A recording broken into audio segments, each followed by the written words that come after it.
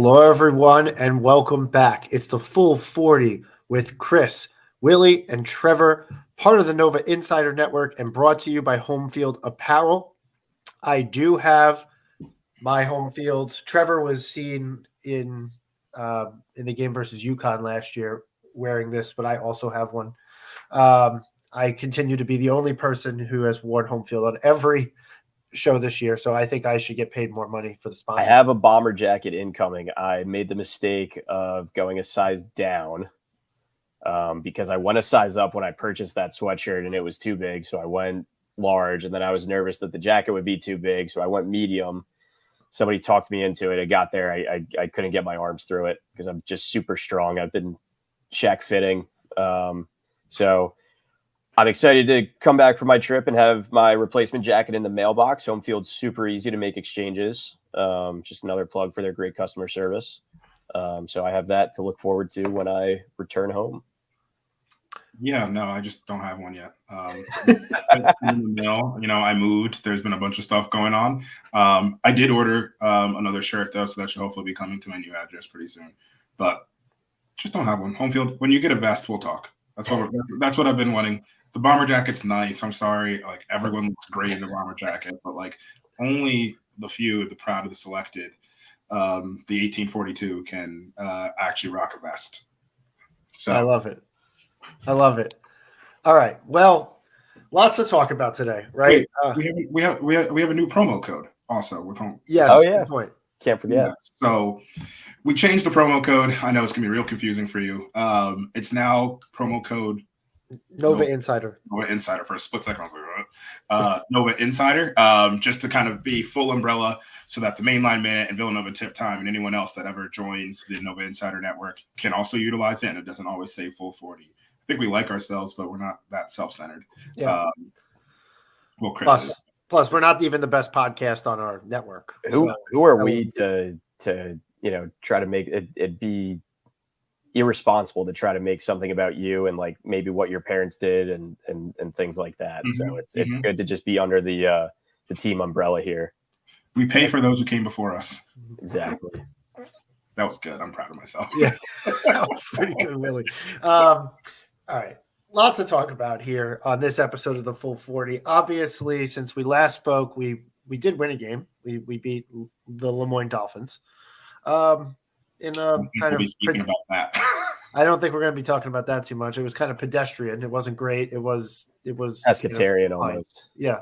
More mammal than anything, but yeah. and then we had the Penn game, and a lot has transpired since the Penn game, and we'll talk a little bit about that as well. But I think we got to dive in there. We got to get down to business here. Look, I'm interested to hear from you guys. I'm not in a sky is falling mode right now, but I am very concerned. I would be lying if I said I wasn't. I'm not because we lost to Penn either. Like, look, they're rivalry games. Like we saw it a few years ago when the 2019 team, it happened in the year 2018, but it was the 2019 team lost that game. Also followed by a hilarious social media outburst. Something about Penn just brings us to our knees. We lose to Penn at the Palestra. All fucking hell can break loose on social media. But that all being said, it was the way that we played the game that was really concerning. And it was just like this lack of toughness. It seemed like there was multiple players in a fog. They weren't too terribly focused. I don't really like questioning effort from a Villanova team, but I have to be honest in that I wasn't particularly thrilled with the effort. And I think that was demonstrated by the fact that like with about 5-6 minutes left to play, it was like all of a sudden it clicked. Like, holy crap, guys, like we got to get our asses in gear. And then all of a sudden, like we started grabbing a few more rebounds. We started hustling a little bit harder. Like I don't want to accuse a team of not hustling. I don't know if it was not necessarily trying hard, but like the zest for playing in the game just wasn't there for not everybody, but at least a handful of the players on the team. And some of it is, and then there's another coaching element to it, which I just don't think that we made any really significant adjustments until it was too late to try and break down the zone. So there's a lot there that I have concerns about because I fear that some of them aren't going to be fixed immediately. Then again, I also say if it was just like hey, these guys don't know the Big Five, a lot of different transfers, whatever.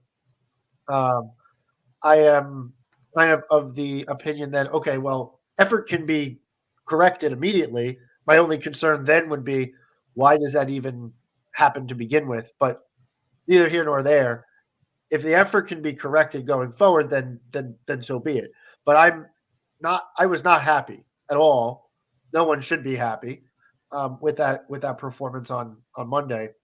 But again, it wasn't like we went into like Butler a few years ago and they shoot the freaking lights out. It was purely Penn did not play all that well. And had we come back and won that game, it would have been an indictment of Penn to let us win that game. That's that's really what I'm struggling with. It wasn't like we got shot out of the building at all. Yeah, truthfully, I didn't get to watch the whole game. I'm traveling on business, so I saw a few minutes of the first half when it was kind of back and forth a little bit. I saw the final score. I saw everything on Twitter. I listened to Tommy's recap on the Mainline Minute. Great recap. We outshot them by almost 20 more field goal attempts. We forced a good number of turnovers. I think we had 14 turnovers. We had 15 offensive rebounds. Usually those are winning numbers. Especially it was compared to like 6 and 10 or 6 and 12 the other way. I think what you said is right. It comes down to effort and maybe some lack of adjustments that we saw. Penn plays that zone, has always played that zone, will always play that zone as long as Donahue is coaching that team, it seems. So it's nothing new to our scouting report, at least, especially with the assistants that we have. Like they know what they're getting with Penn. So I agree. It's tough to call out effort and question that, but that seems to be what it came down to. We won some of those hustle categories, but at the same time, like the ball wasn't dropping. The Palestra is not haunted. I don't know what to really say besides that. I didn't watch enough of the game. I think I'm going to let Willie go on his rant here. Overall, it was a poor effort. And that's not admonishing the season or anything like that. In this vacuum for that game, it was a poor effort, more or less from start to finish. For being the team that the whole preseason has said that they wanted to be the toughest team on the court, at no point during that game did they show up as the toughest team on the court. Whether it was physically, where Penn was seemingly pushing us around, which was bizarre to see, and then, or even mentally, where there was just like, not that we were mentally tough, because we did come back, we did lock in eventually, but like it was kind of a fool's errand at that point. You kind of knew what was going to happen. Penn had the magic going of like a lot of like tough shots were going in, but that's what Slacker does. Slacker takes those tough shots and those hooks and hits those. So for being a team that wanted to be the tougher team, we weren't that. That's not how we acted. That's not who we were the whole entire game. The zone seemingly confused us to a level that I've never seen a team handle it like this before. There were 43 possessions and there were zone defense possessions. And I think there was about 20 something of man, if I have those numbers right. I'm using this anecdotally. I think we got to the middle of the zone of the 2-3 zone in the traditional where you have someone flash to the free throw line, they face up, you put the ball in, they grab it, they face up, and then they either shoot, pass, drive, kick, whatever it is, where you collapse the defense from the middle. In the traditional sense, we did that maybe 6 to 8 times during the game that I can remember. In the first half, it was Dixon, and he just kind of wasn't there like at all. I don't know what's going on with Eric, but he just wasn't locked in the way that he should have been in there. And then it was Justin, and it was a little bit better, but we didn't go to it enough to where I felt like there was like gain from it. we were able to work our way into the middle of the zone through like ball screens which is a weird way to attack a zone regardless. But Longino was able to get in there. Burton got in there. Justin got in there. But once we got about 8 feet from the hoop, we were so indecisive, which is what was maddening. It was we'd get in there and we didn't know whether we should go up strong, whether we should jump, stop, and pass, whether we should just shoot an 8-foot floater. And so we got in there and you could see just real time the team was processing what to do. I kept in one of my friends' group chats, I kept getting on Longino's case, which was kind of funny because in the first half he was the guy kind of carrying us, but he missed maybe 3 to 5 passes just being like overthinking things. And he made a couple of baskets on it, but he missed Lance Ware on dump offs. In the second half, he got to the middle of the lane and then turned the ball over when we had a chance to get the lead and actually have some momentum. I think it was about with 12 minutes left.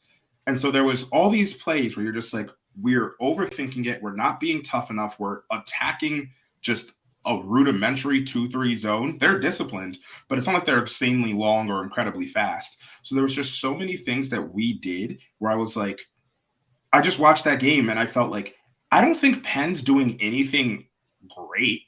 They weren't like, it wasn't like, wow, Penn's playing really above their heads. Penn's played exactly the way we've expected them to play, as we mentioned, under Donahue for the last 8 years. That's what I expected from Penn. And it was like, we were shocked by it. And the fool's gold or the cover up that we sometimes have when we did this in the past is, cool, you're going to shoot over the zone and we're going to hit 14 threes. So then it doesn't really matter because we shoot our way out of it. But we didn't hit those 14 threes and we didn't adjust. And this was the output. I thought we should have gone to the press way earlier in the game to just overwhelm them athletically. Because once again, this was one of those games where you could see Penn get their confidence in real time. They were confident at the end of the first half, and then we started to take it away from them in the second, and then we just did not put our foot on their necks. And then Perkins felt it, Slackert felt it, Cam Thrower hit a deep 3 from about 30, and that's where you're just like, oh, and for this moment, they're better than us. They're on the same level as us, and they're not afraid. And we lost the chance to do that.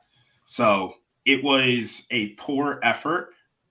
And if this is the team for the rest of the year, there's a lot of bad to come from it. I am willing to say it was just a poor effort and a not good showing. And we'll see where we're at come Friday.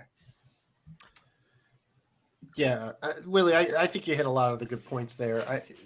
I agree. Like, look, again, I don't think sky is falling here, but at the same time, there's definitely cause for concern just based on the overall effort and the toughness point. I'm really glad you made that point because we've seen rock fights. Like, it's not unusual that a game would be a rock fight versus a Big Five rivalry opponent at their home gym. Like, that's happened plenty of times. That's normal, right? Like, I expect that. When you get into the rock fight, though, like the number one thing that I expect of a Villanova team, and even last year's team at the end of the season had the ability to rock fight and win a rock fight. That game at Seton Hall in Newark was an absolute shit show of a rock fight.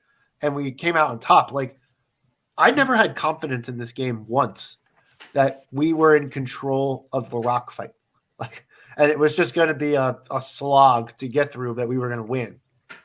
It never felt like that. It really didn't. And that's because of the toughness.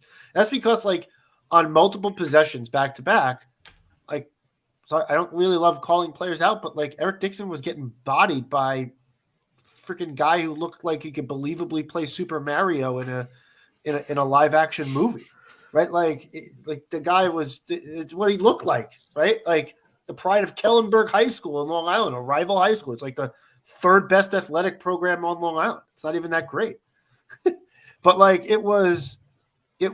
I'm glad that Trevor's, but like it was crazy to watch that, and like and I do think that maybe an early narrative that we haven't talked about is what happened with Eric over the last week. Because if I have a pass the fucking ball award, it might be him. And I guess candidly, he kind of did pass the ball at least against kind of not pass the ball, right? But like but like where is like what's going on there? Because like. A week and a half ago when we played our first game, I was like, holy shit, Eric Dixon has like totally leveled up. I was blown away by what he was doing, the way he was whipping passes around, shooting the ball, just everywhere on the court, just out toughing everybody.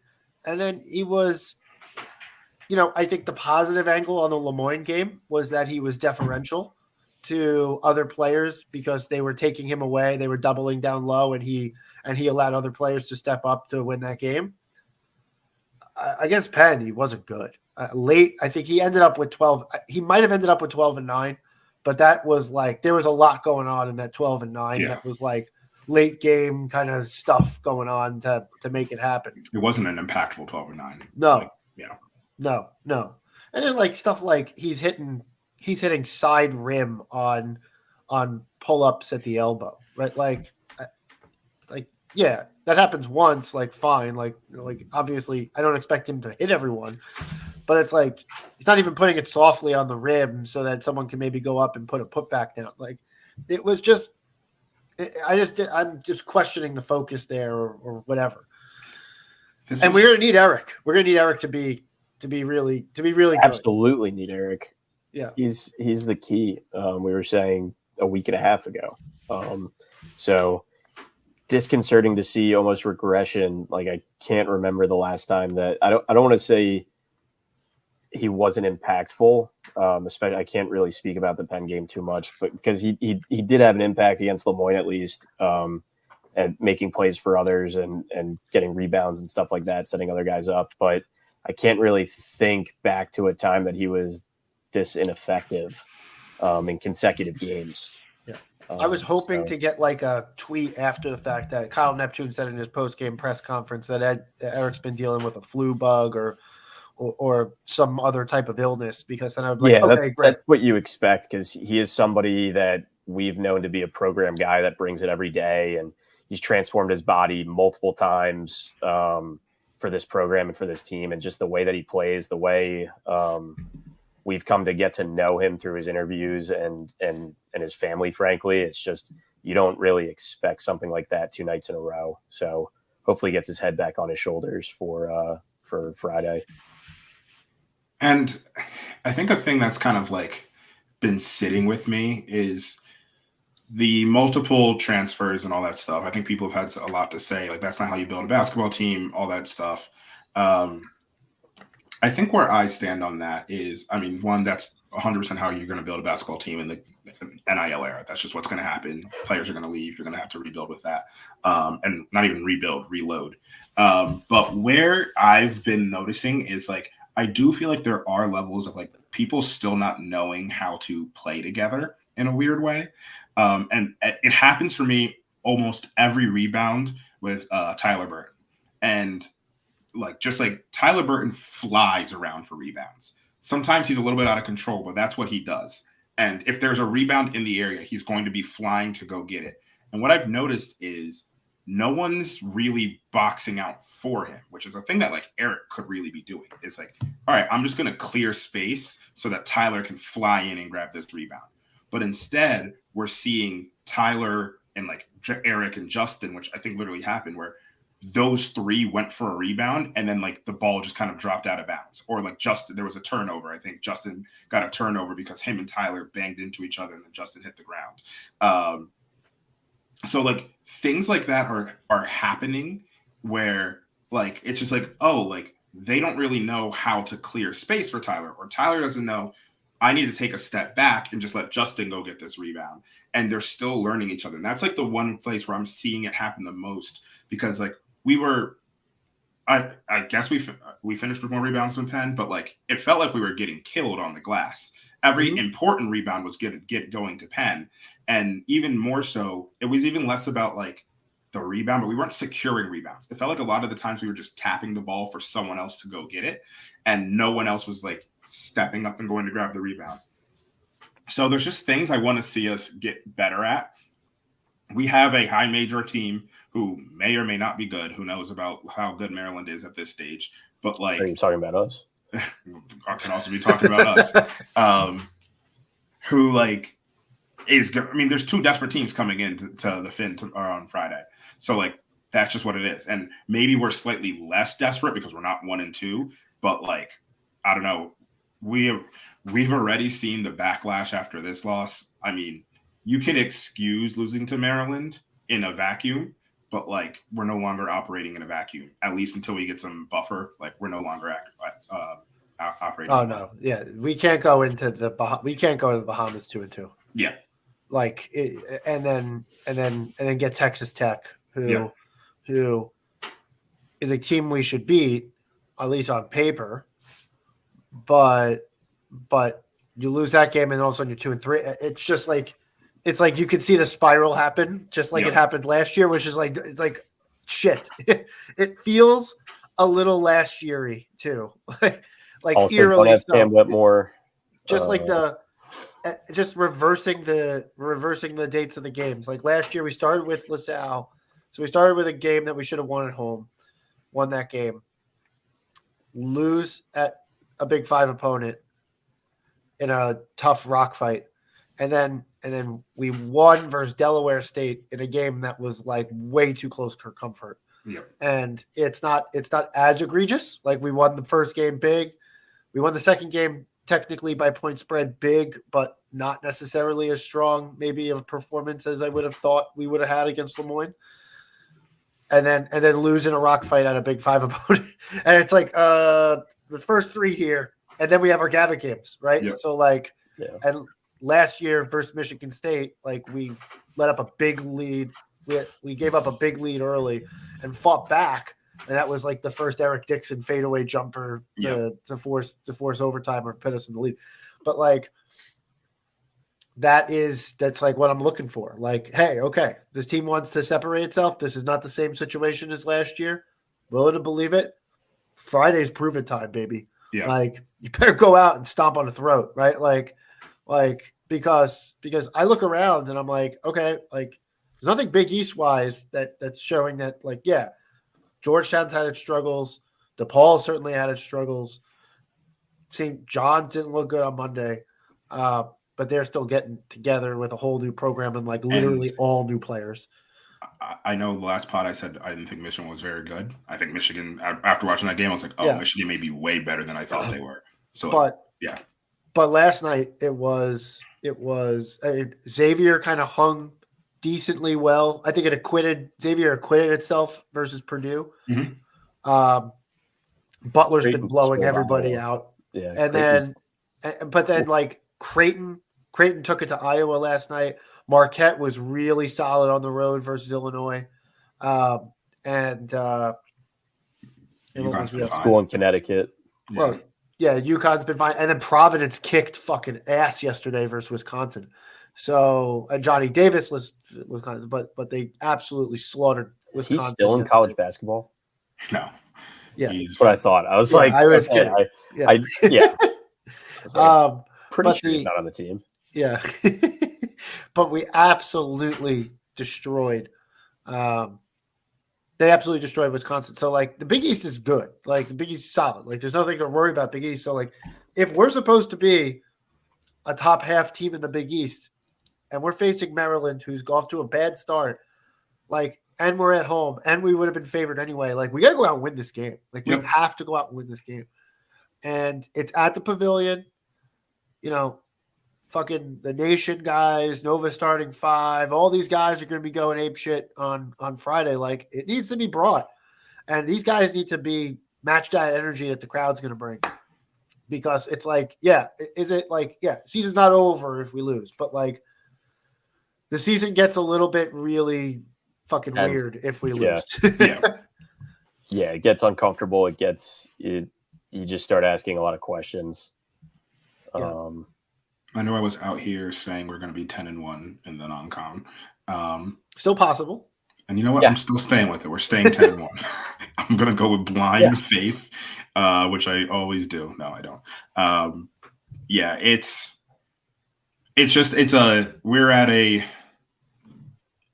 Once again, it's so weird because it's literally 3 games into the season. Like, whatever, it could be fine. But it's just, there's a lot of concerning things that, like, heck, if this is the low point, this is the like bottom of the barrel, cool. We'll work our way up and we'll go 22-10 or 22-9, whatever the math works, 21-10, whatever it looks like. 39 I get that.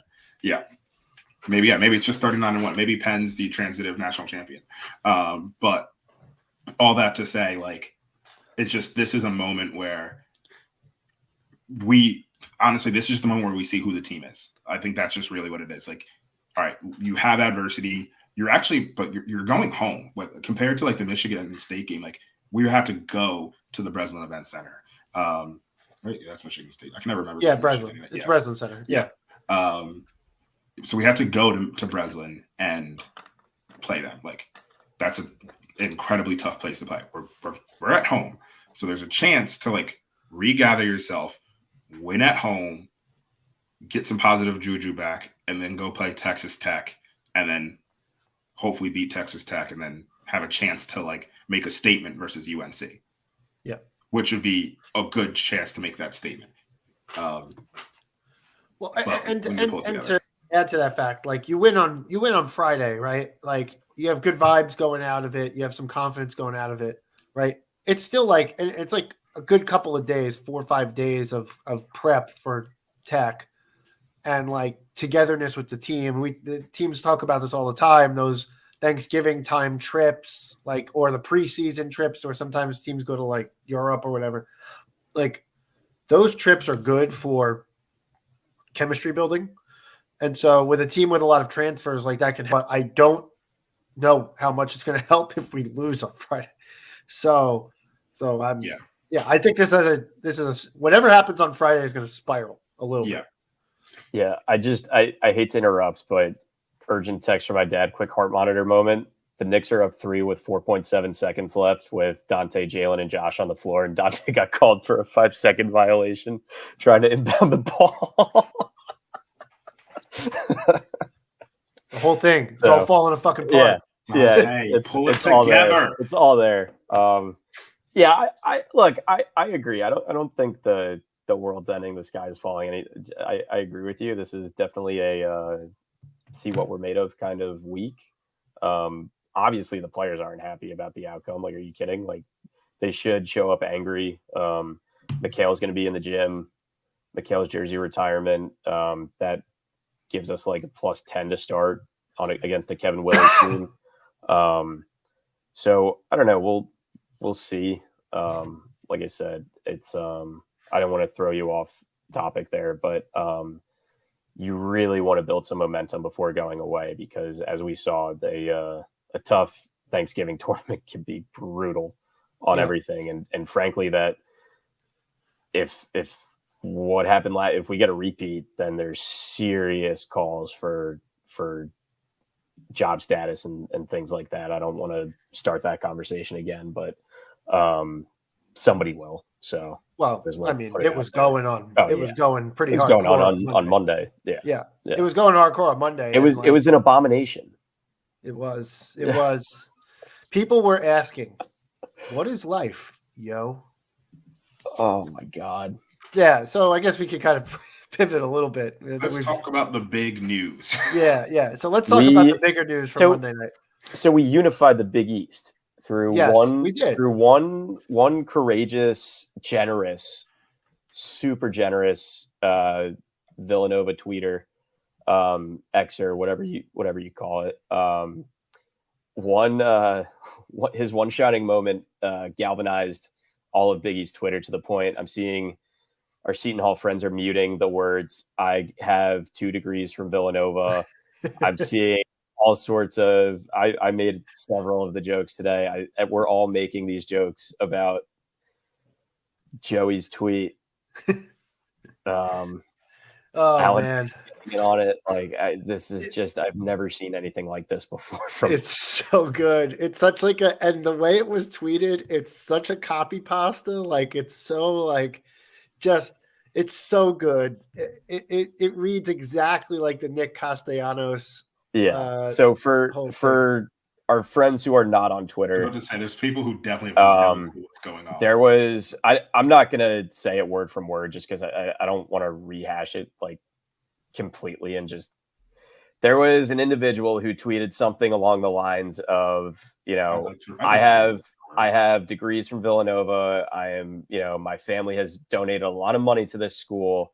and I will not watch another game as long as Kyle Neptune is the head coach, or I will not go to another game. And it was then deleted. Wait. He said this is an abomination. Yeah, this is an abomination. Yeah, that was the abomination joke from earlier. Later deleted the tweet, doubled down with some replies to other fan bases who were kind of poking fun at it. We've all been having a great time with it, just because, you have a bad game like that on Monday. You just want something to kind of laugh about. Last year we could always fall back on, well, half our team isn't healthy.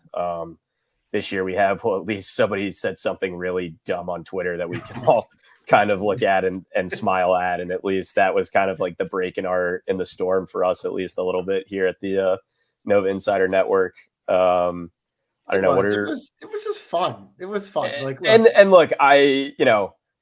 I don't have anything personal against the author of that tweet. I can't imagine what his mentions and interactions are like right now. So doubling down was quite the move, but I look at what Alan Ray said. He made a joke of the first part, but he said, I've played for this team. I'm gonna paraphrase, but he played for the team, he bled for the team, he sacrificed for the team, and he will continue watching games. For the team. Almost lost an eye for the team. Was victim of a phantom travel call for this team.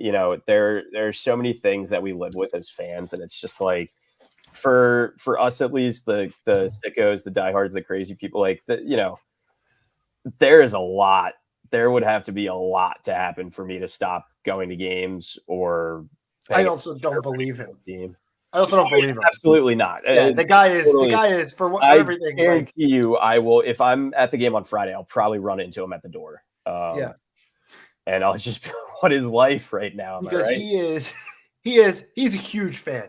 He is all year round. That's the funny thing is it just was one of those things where it just got pulled. It was a heat of the moment tweet. You care about something so much, and look, we've all been there. We've all been angry. We've all tweeted things and said things that heat of the moment. It's just I just need to get, you've ever typed an angry email at work and then deleted it kind of thing. He should have just deleted it before he sent it. But this is feeling too apologetic. I'm glad they roasted his ass. Come on. But yes, at the end of the day, it's a roast. It's a roast. Yeah, of course. No doubt. It's just look, I don't want to, I'm not also trying to, there's been plenty of piling on. So it is fucking hilarious. It's absolutely hilarious. The whole way the tweet reads is so good. Villanova was trending on Twitter. Yeah, Villanova was all trending jokes about that because of this. I'm having a good time with it. Don't get me wrong, but that's just the one that blew up. There are so many ridiculous takes all the time. That just happens to be the one that blew up, and the Big East Twitter, hashtag Big East Twitter, took it and ran with it. And it was very much catching Villanova fans in a bad light, the way it went. What's your favorite one? I loved what you had me tweet this afternoon. I have to give credit to you. Everybody knows I'm the good morning, good afternoon guy, but I was offline a little bit today, and Chris texted me some images to put out there, some diplomas, a picture of two older people, presumably parents, a couple, if you will, donating a $50,000 check on 1842 Day, and Marvel's Abomination or X-Men's Abomination, whatever, that was pretty good. And I can't take credit for it because it was all Chris. But Brian's was great. Alan Ray's was great. The DePaul fans. No, the Blue Demon DeGen is maybe the funniest guy in the conference. Is so great. And then they went at it a little bit with each other. That was the double down reply. Yeah. That was the double down. Yeah, I'll let you talk with the double down if you want to. No, I think I'm being too apologetic. No, the double down. No, sorry, we have to talk about double down because the double down. No, you take it away. Yeah, I think this is. I'm guessing this is about me, and whatever. But I don't feel so bad. And oh, by the way, at least I can afford it. You definitely can't. He No said, offense. "You're broke. No offense." No That's what he said.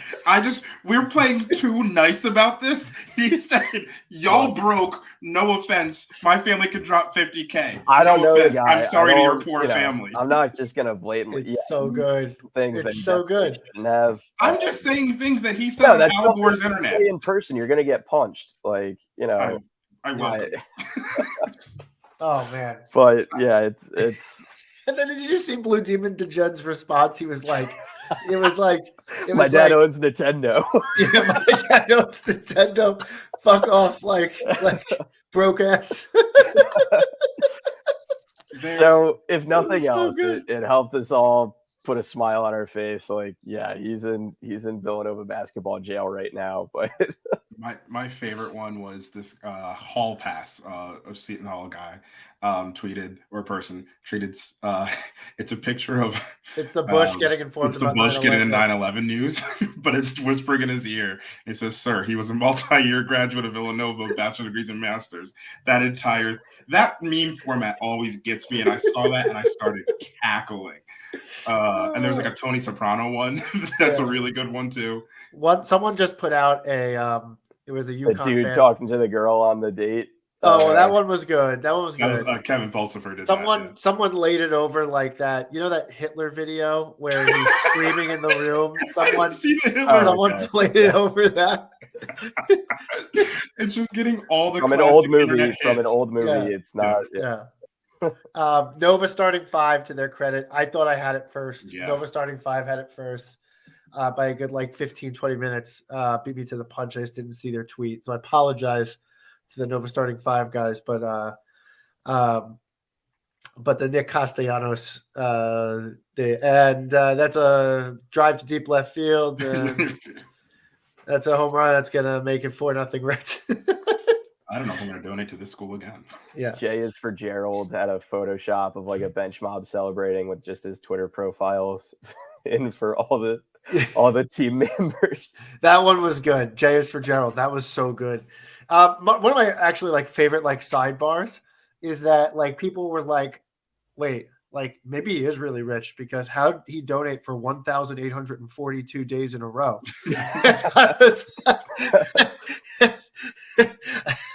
I get lost it because it started to come out no Villanova person was responding to them being like, no, it's a thing. It's our donor drive day. It was just them having to figure out slowly by themselves, what the fuck does 1842 day mean? Oh God. It was just Sacketology just had on. Imagine your card gets declined while donating to Villanova and bringing Kyle Neptune. Oh goodness. So I want to defend Sacketology here for a second. I saw him. I think he was the first one, at least in Villanova Twitter, to copy it and tweet it. And so then I saw a bunch of older Villanova fans getting on Sacketology, which always happens to him. It always happens. He says nobody understands. It's 100% satire. Yeah, 99% of the time, it is satire. For all of our listeners looking to get in the weeds with Sacketology on Twitter, all of what he is saying is a joke to you. Yeah, do not engage. He's never said a serious thing. Unless he's talking about food from Cafe Nova. Yeah. Dead serious. Sacketology in 2018 when we got blown out by Michigan. So again, the same year of the Penn 2019 loss. team. Yes, the 2019 team. Just to be clear, because people were trying to call that the national championship team that lost to Penn. The national championship team did not lose to Penn. The national championship team absolutely blew the fucking doors off of Penn at the Jake Nevin Fieldhouse. In the Jake Nevin Fieldhouse, yeah. With weird jerseys. Yeah. Yes, I have one. Yeah, they were small, shrunk on it. We have it's the Rolly RVM on the back of it. The Villanova was shrunk in the wash. I have one at home. Number 6. Also, just as an aside, I kind of wish we played in Nevin once a year. I think that'd be really cool. Even if it was lose a ton of money, we'd have to get a lot more donors on 1842 day to make up the difference. Okay. But we should do an exhibition there then. The one thing that on the Michigan game, just to the Sacketology point, Sackatology after that Michigan game was like, we have to start a conversation about firing Jay Wright. It's like literally like months after like Which, his second.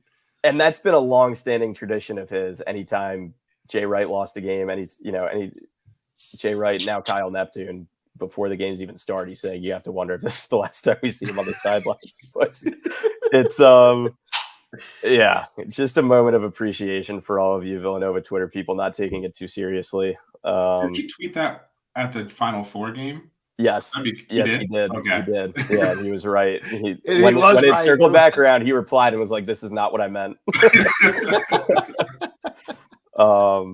God. You just search it, and these. It's so good. Sackatology was my family has donated $51K in parentheses 1K more on each of the last 1842 2 days for the last 9 parentheses 1 year more. Oh God! All right, I think we've hit this segment hard enough. Yeah. But that's so good. I guess the question is though, from like a narrative standpoint, is like, and we asked this question going into the year, and I think it's worth rehashing it. Is like, when we saw the fan reaction, and we saw the reaction of a family that donates $50,000 a year, but truth be told, right? Like, this is not a rebuilding year. This is not. No. There's no intent for this to be a rebuilding year. This is a year that are high. This is a high expectation year. This is a win now year. Like, if you were rebuilding, even through the portal, you're not getting a bunch of last year guys, right? So we have a bunch of last year guys. We paid good money we paid good money for all these guys. We got Moore back. We got Dixon back. We got Burton is in his last year for sure. I think Ware and I think Bamba both have extra years of eligibility. Hart is in his last year. So like, this is like a win now moment here. So we can't, I don't want anyone gaslighting the Villanova fan base into saying this is some type of rebuilding year. It's not. So like, if we don't make the tournament, I think there's a conversation that will be had about Kyle Neptune. There will be conversations had the entire way to leading up to, during, after, and I can't imagine being Baker Dunleavy's cell phone right now. Yeah. I don't think there's going to be any, I don't care how bad it gets mid-season. I don't think it's going to turn into a mid-season firing. I don't even know how you begin to navigate that. That's such a messy thing to do at the college level. It's a messy thing to do at a college level. It's a messy thing to do when it's like a family guy, right? Like, so like, if this doesn't work out, Villanova's going to try and do it in a way that keeps the guy like around might not be the right word, but like they're not just gonna separate ties, send him a text message. This is an institution that does things the right way. Speaking of the St. Joe's game, if that situation comes to be, it will be I would hope that it would be, I don't want to say graceful, but not, it's not going to be done poorly or in bad taste. I can't imagine a scenario, barring a legal situation, that would happen mid-season. Yeah. And just like to get back to the expectations of it all, like, we are not wrong as a fan base to expect the NCAA tournament. That's what this team has become when you are entered into the conversation of whether or not we're not a blue blood and whatever. But like, when you enter into that conversation of being one of the top 10 to 12 college basketball programs of all time, like whatever you want to call it, I think we're probably a little bit higher, but regardless of that, like, the expectation is at minimum the NCAA tournament more or less every single year. Yeah. Even the years that are disappointing for any, like the years that Kentucky or Duke miss it, like, it's a disappointment because that's what it is. Like, the expectation is the tournament. I'm not saying that this team, honestly saying like that this team should be a Final Four team. Like, I can create a scenario where they get there, but like, as terms of an expectation, like, the expectation for this team and the floor we should always expect is the NCAA tournament. And to steal what like the Villanova basketball program says is, well, we want to be playing our best basketball in March. The best basketball that we can play at the end of the year is an NCAA tournament team. Every single year, bar none. Like, that's the level that we should be playing at. If we're not playing at that level, then we were not playing our best basketball when it mattered most. Yeah. That's just what it. And part of that happening, short of winning your conference tournament, is playing some pretty good basketball in November, December, January, and February. So obviously you drop games early. It happens. If this is a game that we lose, like if we play like this and lose to Kansas State or somebody like that, that's totally different. But I think just because it was the third game and the expectations were so high coming off of the first, like we said, yeah, we were the first to say it. This was American. This was Lemoyne. Like, temper your expectation. We also said, like, hey, I could see a way that we make it to the third weekend. Like you said, there's a situation where everything breaks the right way and we end up there. But you got to put the effort in. You have to want it. You have to. If the shots aren't falling, the shots aren't falling. Age old. Shoot them up, sleep in the streets. Let's see how many Villanova cliches we can throw in this. But they didn't make shots, and they didn't do the smaller things in between missing shots to make up the difference. So you need to see a team come back with some energy and some aggression on Friday. I think we can all expect a bounce back. Agreed. Yeah. So I guess kind of what is your So let's just get into that. Willie, I'm sure you got a breakdown for the Maryland roster and your expectation on Friday night. Yeah, I mean, Maryland's been what's the word for it? Bad. Terrible this year.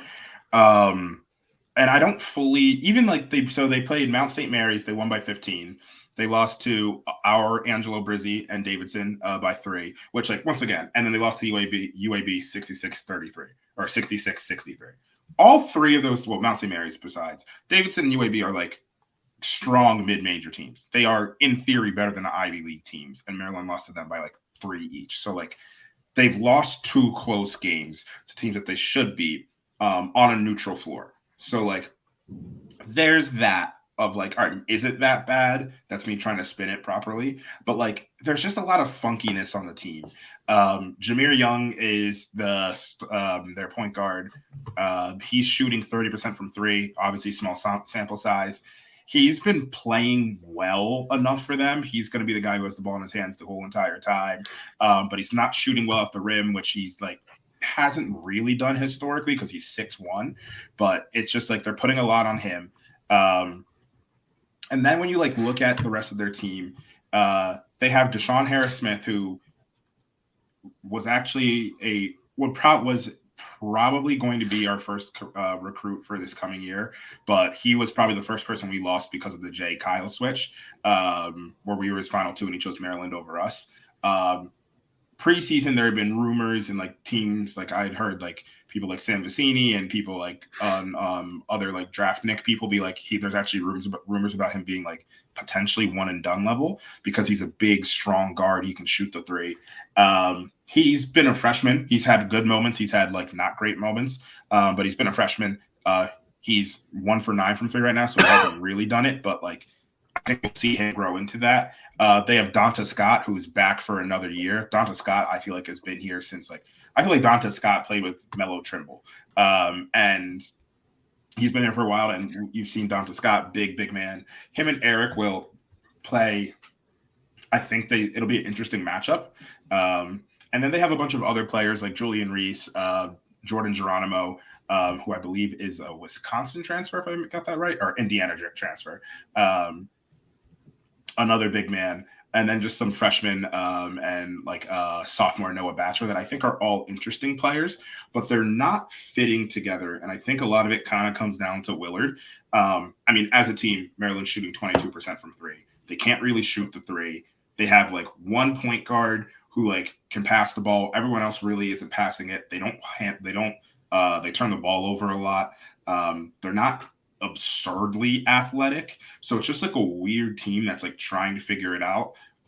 Both Davidson and Mount St. Mary's were able to like really control like the pace, and Davidson typically is a slower paced team. So we're gonna see what they're able to do. I'm not even going to give a prediction. Just it's Maryland. They're a high major team. They could come out and light us up because that seems to be where we're at. But overall, this Maryland team has opportunities to be exploited. Where I think we are. I mean, I full-heartedly believe we're more talented than them. But there's matchups that we can exploit. And like the first thing I want to see is like whenever Jameer Young is on the floor, it's an automatic post up.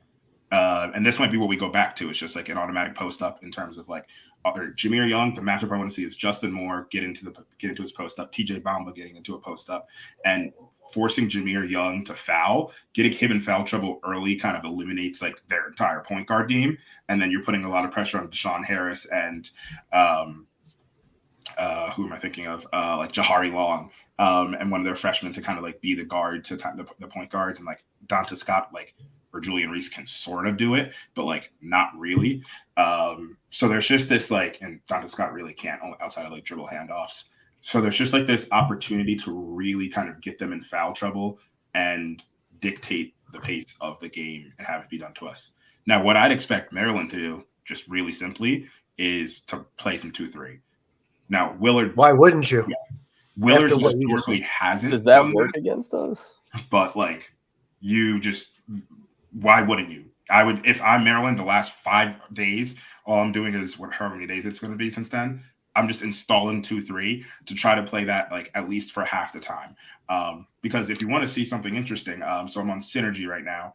Villanova against the actually give me one more second. I gotta find it. Against man defense, we are averaging 1.14 points per possession, which is really good. Typically, you're looking at averaging 1 point per possession. That's like average. Averaging 1.14, which puts us in the 97th percentile. Against zone, we are averaging 0.825 points per possession. So below that, and we're in the 34th percentile. So when it's man-to-man, we've been able to figure it out. When it's zone, which to be fair, has really only been Penn. American played I think 10 to 15 possessions of zone, and then Lemoyne didn't play a single possession of zone. But we're going to do better against man because we can find a mismatch that we like and get things in. Then pass, shoot, drive, whatever. Play the Villanova basketball. So I'd expect Maryland to be physical and play some zone to just give us that look to see hey, what did you guys worked on in the last 5 days? Did you guys figured out how to flash middle and get there? If not, I think we're going to see a lot more zone, and maybe it doesn't even matter. Maybe we're shooting over it and we're hitting it. It doesn't matter for this, but I'm expecting Willard to throw some zone at us. Hakeem Hart revenge game. Book it. I don't really know if you can consider it a revenge game if you grad transfer, but sure. Just wait till we see extra spice. I know. No, I would like to see everybody come back with an edge. Like we said, it's Mikal Bridges jersey retirement. Hopefully he brings some added juice to the room. I know Brian's going to be there going crazy. We've heard from Brian just goes crazy at the games. Yeah, Brian will be the one with his face painted blue and white. No, I was confident last Monday afternoon that this would be a routine win. We'll see what level of effort and energy they bring. If the shots aren't falling, if the shots are falling, then I don't think we have much to worry about. Like you said, they're kind of like a one-trick pony, and even then it's like half a trick because point guard isn't really shooting the ball too well. Nobody else can really pass, so I don't know. We'll see. Agreed. Yeah, Ken Palm's got us at 5-point favorites. That's fair. I feel like it was probably like 8 or 9 before Monday. Yeah, we fell way back. We dropped like 35 spots or something like that in defensive rating. Maybe more. So I don't know. We'll see. I'm excited though. I may or may not be there. I can't remember if I have a ticket or not. But I may or may not be there as well. I would like to be there, but I don't know. Oh, right. I have to check for you. Meant to do that. But yeah, well, it depends because this is my version of the Michael Jordan flu game. That's why me doing this podcast right now. Yeah.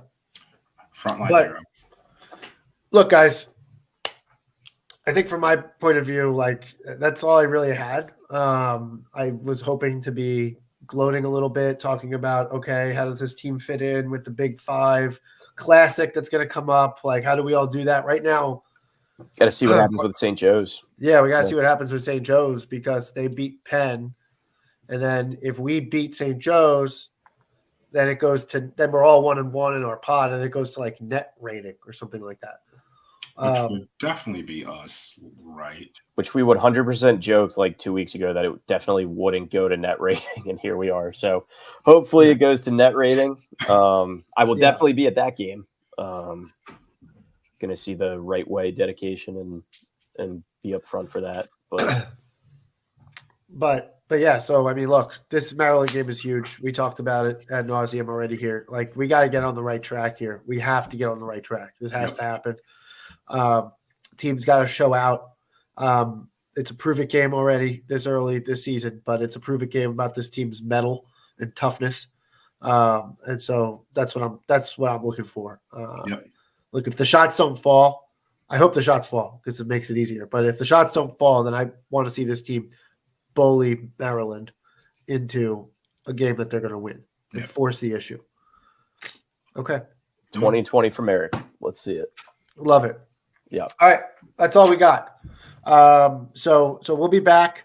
I believe we're on this weekend, but we need to iron out the time, and we want to get back. We want to kind of get on a weekend schedule here.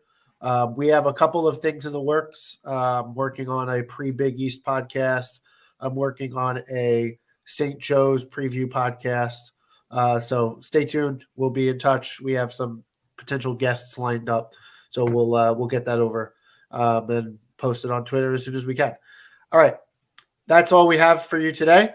Thanks, everybody, for listening. And as always, let's go Nova.